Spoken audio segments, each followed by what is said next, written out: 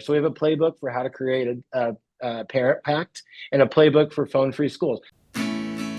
Welcome to the Healthy Screen Habits Podcast. I'm Hillary Wilkinson. Whether you're starting your parenting journey with a newborn or looking to connect with your teen on technology, let's learn some new healthy screen habits together.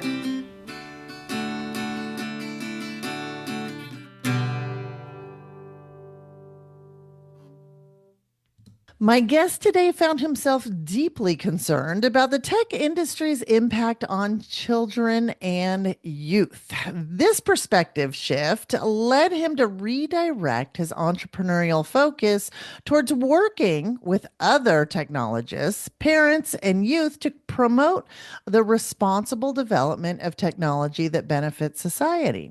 So he's created space for parents to find one another and work together on this wild ride of digital parenting. And I'm hoping he's going to help us along the path. Welcome to Healthy Screen Habits, Matt Pulley. Hi, Hillary. Thanks for having me on. Excited to talk with you today. So, Matt, you are a dad of two and Mhm. clearly a guy who loves a challenge. What led you to getting started in this kind of digital wellness pond? Yeah, so my background is in technology. So I'm a technologist. I've spent my career almost 25 years now, software engineer turned tech entrepreneur.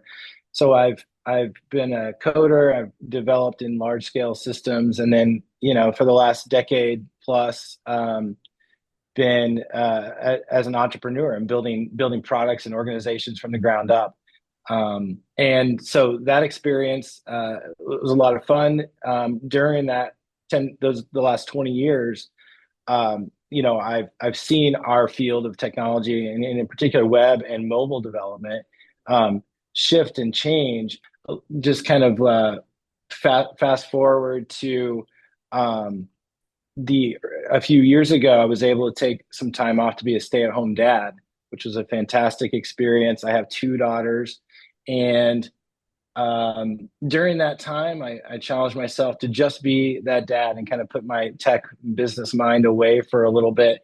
But what the effect of that was thinking a lot about what the impact that technology is having on society and our kids. As I spent a lot of time, at the playground and with other parents, and I those two things came together, becoming a dad and taking a little bit of a break from my technology background to say, I had this sort of oh moment where I realized that my field of technologists, which I love, and I've spent a lot of great time with a lot of great people, but really felt that the technology we're building and deploying out into the world is not in alignment with what I think is what we want as parents for our kids, and especially social media and algorithm driven apps like YouTube and even video games. And I just sort of had this thought of, wow, like we really need to stop this train pretty quickly, and I wanted to dedicate. I didn't want to exit the tech field, but opposite of that, I wanted to dedicate the rest of my time to figuring out how we can help solve these problems, both for parents and for adults, for kids, and through working with my fellow technologists so that we can be a little bit more purposeful and deliberate about how we build and deploy um, apps and websites and Which is platforms especially those directed at our kids. Well, I like the thought and intention behind it because that kind of flies in the fast of the move fast and break things, which the Yeah. Silicon Valley creed that we've heard for years. And unfortunately, the things that we're seeing broken are our Mm. children. So I appreciate you having that alternate view. And you've created this platform called Four Norms. And this is Hmm. based off of Jonathan Haidt's introduced concept of instating four norms for childhood in his wildly acclaimed book, The Anxious Generation. Hmm. And first, right off the bat, I see on your website you refer people to Anxious Generation, but Hmm. I on their platform I don't see Four Norms listed as one of their partnering organizations. So, do you work with him? Are you independent? Just so we're clear right off the bat. Yeah, independent. Would love to get, on that list. I have a lot of admiration for not only Dr. Height and the Anxious Generation team, but many of the organizations listed on there. I'm a chair of the Screens in Schools group at the Screen Time Action Network and Fair Play, which is listed on there. And clearly, the name, it's pretty clear that was the inspiration. And I think what was, not only the inspiration of that work, but what I loved about it, there's two things I loved about it, and one of those is that it gave us all this shared language for us to use to talk about this. Hmm. I know you all have been doing this for a long time, and you've been talking about this and using probably language, pre-anxious generation about what, the impact it's having on our development of our kids and healthy childhood. But the idea that the second thing that was really inspiring was that the idea that we don't have to wait for government to pass laws, for regulations, for Hmm. rules of any type, that we do have the power to change the community norms around us at our really hyper local communities, whether it be just our schools, our towns, and at the state level as well. And I thought that was really inspiring. That felt like something that we could do today. And I think that was the purpose of that, is to say there's a lot out of our control. Like I said, as with my background in technology, I spent a lot of time thinking about what we're doing in the global, and how we technologists are building things. But the thing that we can do in our own communities, in our own homes tomorrow, are these creating new community norms around us, and linking up with other people to do the same. And I just thought Hmm. that was really inspiring in terms of an action that we can do today, tomorrow. Yeah, I couldn't agree with you more. And I think, when COSA did not get passed, that was the Kids Online Safety Act, which had bipartisan support, but did not get passed at the end of last year, 2024. That honestly, I mean, that took me a few days to recover from, Matt. I Yeah. mean, we had worked Hmm. so hard on that. I feel like everyone in digital wellness just felt like, what, and then it, like I said, it took me a few days. And then I, like you, kind of had a whole like aha reframing moment of no, no, I can't count on the government to put rules into place to raise my children with our values. Like, no, this is actually grassroots is where this belongs. Yeah. It's Yeah. where we have to come together and build communities and support families. And so it really, like I said, it was, I kind of had this vision of, when you put like, you say like you have a campfire and maybe you like put a bunch of tinder on it and the fire dies down for a minute, but then it comes back stronger than ever. So that's what it Hmm. did for Hmm. me. So, Yeah, I couldn't agree more. That local grassroots level, I think, is where real change happens. yeah. And not only the concept of not waiting for that top down, regulation, but just getting started at that grassroots level, what you can do in your home, in your community, in your neighborhood. I think that's where it's at. I think it's really inspiring. Yeah, yeah.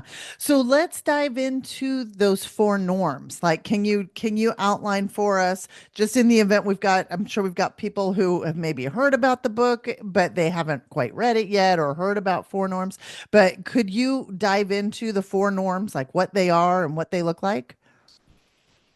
Yeah, broadly, the four new foundational norms are to delay smartphone for our kids till high school, delay social media until 16 or high school, um, phone-free schools, and the idea that personal devices should not be in school. And this, by the way, I think a thing behind that is that that gives parents a way to talk about this. Should your school go phone free? Um, it is a great way for the school to use its authority to say, "Hey, these things are distracting. It's a distraction for our education and learning," and that gives parents a way to talk about that in their own home with their kids. The opposite of that is happening today, where these are allowed in school. So, what can parents do? What can parents say to their kids, to their 8, 9, 10-year olds who are asking about it when it is allowed in school? And then, so helping parents out, I think, is what the phone free. Not only will it create a distraction free learning environment, I think it will really help the conversations that are happening in the home with parents. And then the last thing is more independence, free play, and responsibility in the real world. This fourth norm of more independence and free play is what we should be doing with our kids, and how they develop in a healthy way. Things like autonomy, agency, really what add up to what is their offline identity, and it's really that offline identity, which we can come back to in a little bit. That will help them as they grow, get into middle school and high school and adulthood, that will help them navigate the Mhm. digital world as well as the offline world. Yeah. Yeah. And also, the experience of those of having those independent moments and decision making times and all of those things, they're all skill building. So it's all competence building, which builds confidence, which then insulates against isolation Mm-hmm. and depression. I kind of like to spell that out because I don't know that everybody goes, "Oh, I can let my kid go, run a quick errand at the store for me," and they don't. It doesn't translate down the pike for them of Mm-hmm. what all of the experience building is happening. That's right. And if I could say one more thing, I'll put on my technologist hat and say the one of the reasons why, from my perspective, from a technologist perspective, that this is important. One of the common rebuttals that we might get from a school for being phone free, or even parents that say, "Hey, it's a digital world out there. We really need to teach our kids how to use these." And while that will be true when they're emotionally ready, there, from a technology standpoint, I've been hiring software engineers for over 20 years, and I can tell you for sure the difference between hiring a good technical person and a not good technical person has nothing to do with their technical skills and everything to do with their critical thinking and their emotional regulation, their ability to deliver value and be a team member. And so I always like to point that out as someone who hires technologists to say, look, they will understand later how to use a device, how to code, how to design, how to be creative, whatever they're into, that will come. We know our kids can pick these things up easily. But what we want to have happen in order to give them a great adulthood as they grow through adolescence is to develop that executive functioning so that they can be utilize those technical skills in a professional way.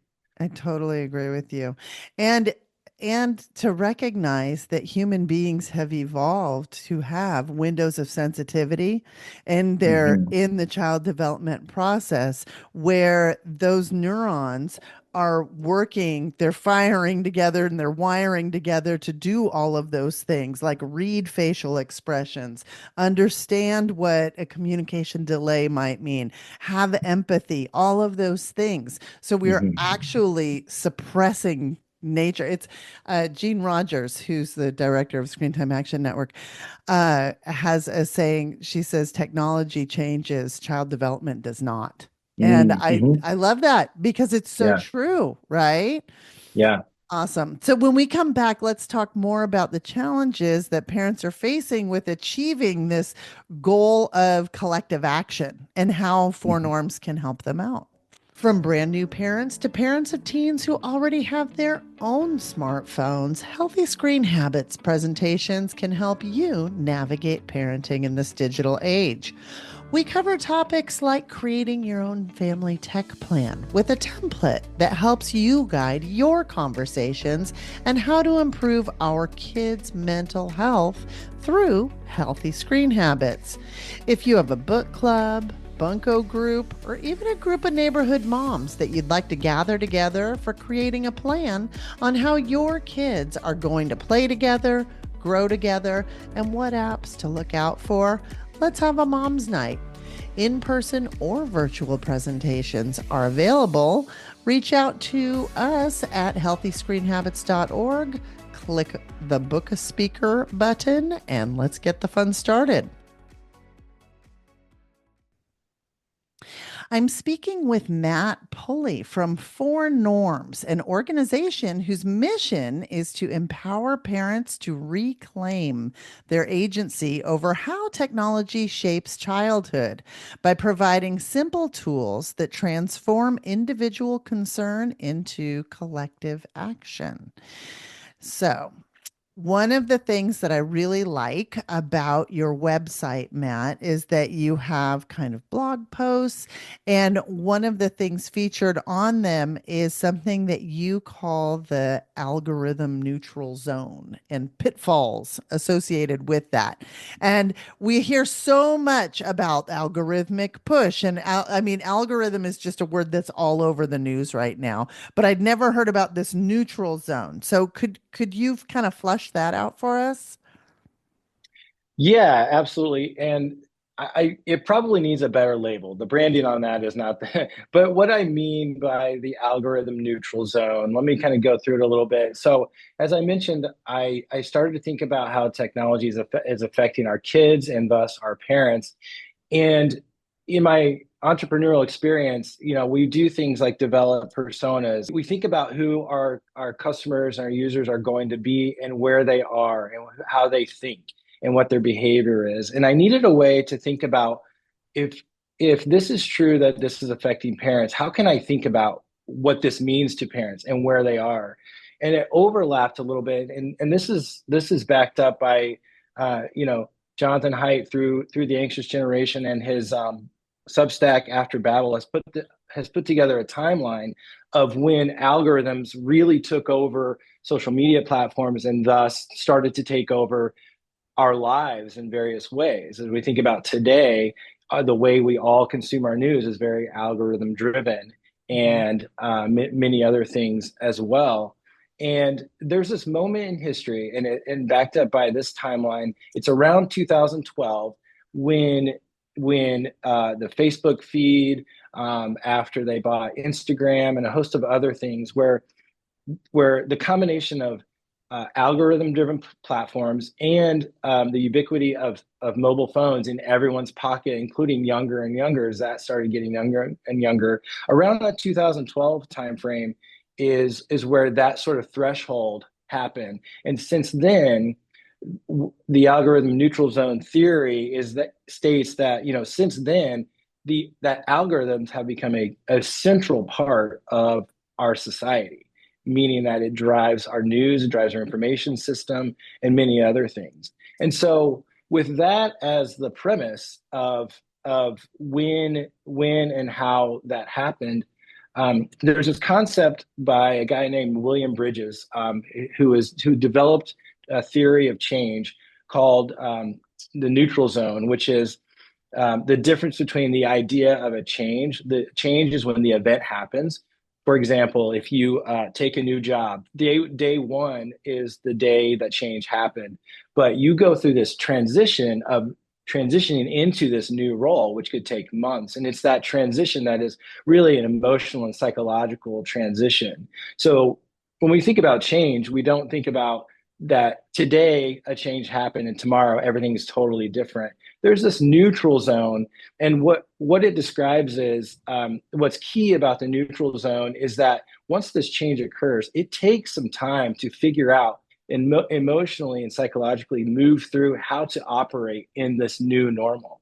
And Mm. so coming back to that threshold where algorithms took over everything in our society, the idea is that there are people, and I'm talking about adults, parents and adults alike, that have some of us have moved through there and said, yes, I'm really aware of how algorithms have changed our lives, and now we can make decisions about how deliberate and intentional we can be with that. But there are a lot of us, and this is where many parents find ourselves with just in that neutral zone, and kind of have we think about the internet as the original days where we had email and where we had the original days of Facebook where you had to navigate to your friend's wall and post something on there. But those platforms don't behave that way anymore. And Hmm. this is pre-feed and things like that. And so um, to visualize, I wanted to visualize where parents are in this process. So I developed some buckets of where people are. Some folks are kind of all the way through and say, I understand how the technology is impacting me, and I want to be really intentional and deliberate about how I do that in my own life and in my parenting abilities as well. And then there are some folks who are still trying to figure that out. They're still trying to figure out, is the internet the same as I saw it? What are my kids experiencing when they, go online, whether it's YouTube or Instagram or whatever? And so the idea is understanding where parents are in this journey can help us think through how we help them, how we meet them where they are, the sort of actions and interventions we want to take to help them move through and get to that ideal state of being very deliberate and purposeful about how you integrate technology in your own life and in your family's life, so that you can apply your own values to make sure that tech is serving you and not the other way around, that you're just serving the tech and you're sort of like, this is what we call doom scrolling, and when hours go by and you're like, what was I doing? Yeah. And so this gives us a little bit. Again, I think it needs some branding because I'm not sure those are the best terms for to put out there, but it was sort of like a thing that kind of was percolating in my mind in terms of how to find where parents are and meet them where they are. And so I kind of like put it down on paper. Yeah, yeah. It's interesting that you bring up that year 2012 specifically, because when you look at most mental health data in the US, 2012 is Hmm. where you start seeing what they call those hockey sticks, where Yeah. the data just starts jumping up in terms of self-harm, in terms of suicidal ideation and everything else. So it's whenever anybody starts talking about, oh, right around 2012, I always go, what Yeah. else here? So, yeah, very Yeah. interesting. Your program really focuses on bringing parents together when doing this thing called collective action, which is so uh, needed and Hmm. wonderful because I think of it like it's like trying to light a fire in a rainstorm. It's really Hmm. hard to do Hmm. without others helping you, right? Yeah. Shelter your little campfire.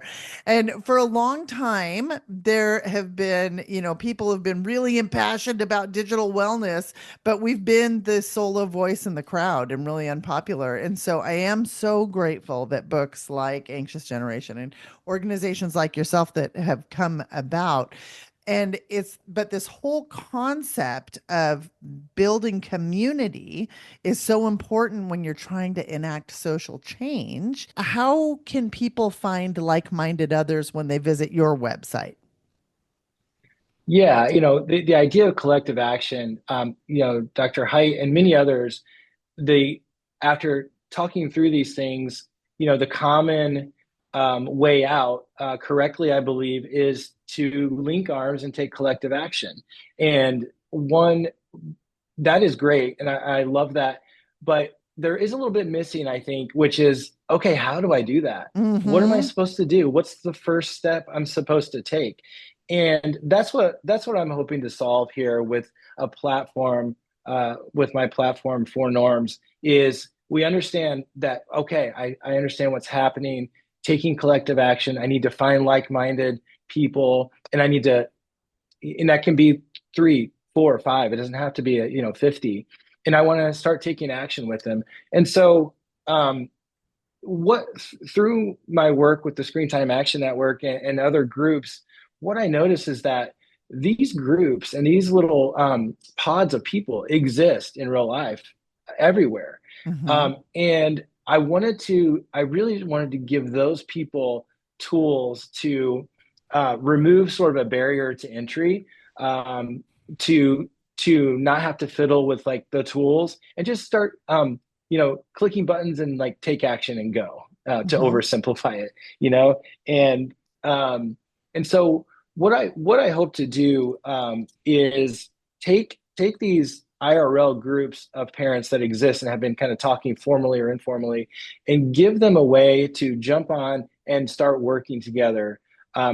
Putting all their resources in one place, putting all their communication in one place, even putting up their parent pledges or parent packs and collecting signatures and collecting, the ability, to send out a link and say, here, we're collecting signatures, and once you do, you're in our group, and you'll be notified with all of this stuff. We're with XYZ school. And Mm-hmm. so there's a little bit of, it's not quite a full kind of discover everyone around you. What I hope to do is take the three or five people who are actively talking about this and give them sort of that one link to send out to the other hundreds of parents in your school or in your community and say, here, we're using this platform to organize.